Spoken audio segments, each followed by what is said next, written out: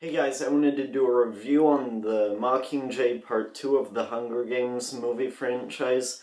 Now this is Part 2, and it's made in 2015, and I saw it in the theaters today. And I'm gonna say that, I liked the first Hunger Games movie, then Catching Fire, then Mockingjay Part 1. And now Mockingjay Part 2 I think is a good movie to end this franchise because, I saw all of these Hunger Games movies in the movie theater.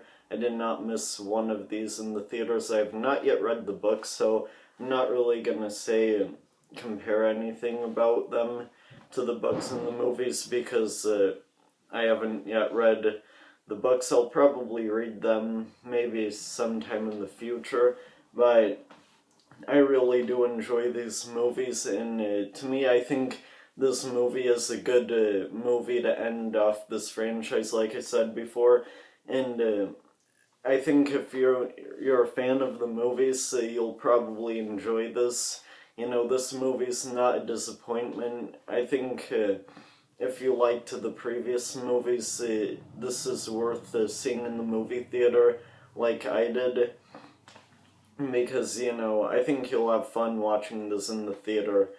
There were some people, some important characters that died, which kind of, sucked. It was kind of sad to see, but the ending was altogether really well, the end of this movie. But I'm not really going to say which characters died, but yeah, I don't want to spoil it.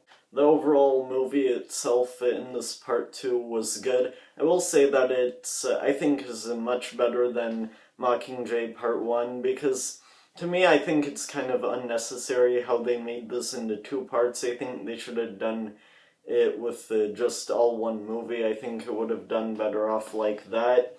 But, I don't know why they would do that. It worked for Harry Potter in a way, but for this it just didn't. The first, Mockingjay Part 1 I didn't really like all too much.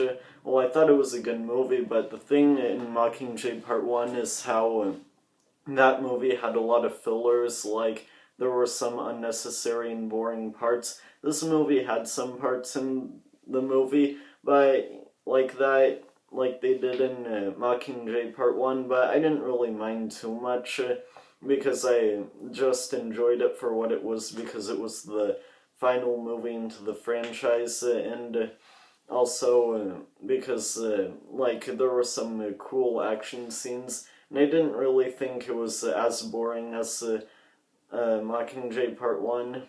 But yeah, I wouldn't say this is my favorite into the franchise, because that would go down to Catching Fire.